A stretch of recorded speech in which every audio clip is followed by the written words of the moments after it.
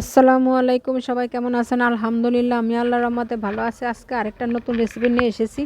আজকে গাজর দিয়ে পুরি বানিয়ে দেখাবো। যেসব বাচ্চারা গাজর খেতে চায় না তাদেরকে এইভাবে আপনারা গাজর দিয়ে বিকালে একটা নাস্তা তৈরি করে দিতে পারেন। প্রথমে গাজরটা কেটে সাজে কুচি করে এখন এই যে আমি হালকা একটু চুলায় নেড়ে ছেড়ে নিছি। আর এই ইয়াটা আমি পাটায় বেটে নিছি। প্রথমে আমি দেখেন কিভাবে, প্রথমে আমি এই যে 1.5 কাপের মতো ময়দা নিয়ে নিয়েছি। এটা আপনারা আটা দিয়েও করতে পারেন।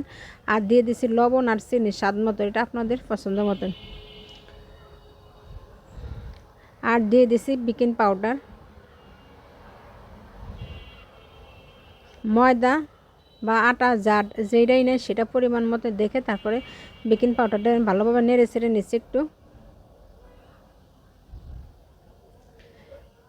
এখন যে গাজরটা গেটার সাহায্যে কুচি করে একটু চুলাতে ভাপ দিয়ে নিছি, এটা আমি পাটায় বেটে নিছি। আপনার সাইডে যে কোনো মিক্সি জারে বা ব্লেন্ডারে বা যে কোনো অন্য কোনো কিছুর সাহায্যে বেটে নিতে পারেন। আর এই সাথে আমি কোনো পানি অ্যাড করব না, শুধু গাজরের সাথে যে পানিটা, ওই পানিটাতে যতটুকু ময়দা প্রয়োজন সেইটুকুলো আমি নিয়ে দিছি। আপনারা এটা প্রথমে অল্প অল্প করে আনুমানিক করে দিয়ে দিবেন, কারণ আমি আনুমানিকটা জেনে আসি, কারণ আমি অনেকবার এরকম বানিয়েছি, তার জন্য আমার আনুমানিক ঠিক আছে। এখন দিয়ে দিছি একটু সাদা তেল। প্রথমে কিন্তু আমি তেল দিই না, এই যে এখন আমি তেল দিয়ে ভালোভাবে মুথে নিচ্ছি। আমার একদম ডোটা রেডি হয়ে গেছে, দেখেন কালারটা কত সুন্দর হয়েছে। এখন আমি মাঝখানে দুইটা ভাগ করে নিয়েছি। এটা আমি বড় বড় করে দুটো রুটি বানিয়ে নেব। খুবই সহজে আপনারা এভাবে পুরি তৈরি করে নিতে পারেন। যারা আমার মতন ভালোভাবে পারেন না তাদের জন্য বলছি, প্রথমে বড় একটা মোটা করে রুটি বেনে নেবেন, তারপরে একটা যে কোনো কুকি কাটার বা গ্লাস যে কোনো কিছুতে আপনারা এইভাবে গোল গোল করে কেটে নেবেন।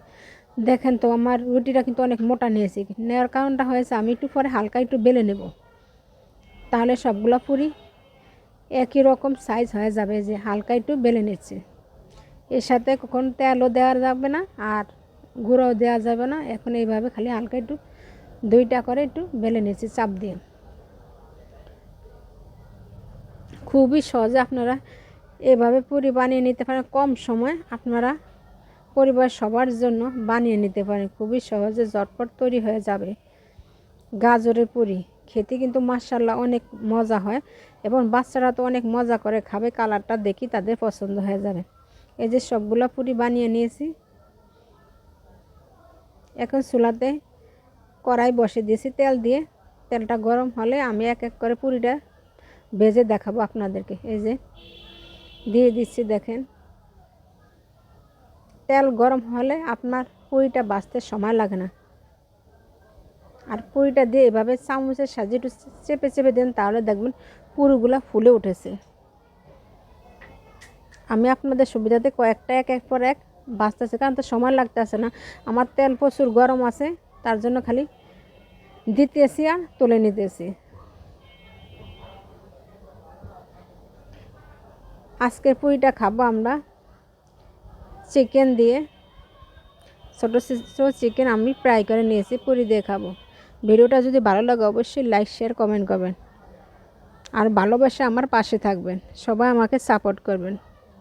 সবাই ভালো থাকবেন, সুস্থ থাকবেন। আল্লাহ হাফেজ, আসসালামু আলাইকুম।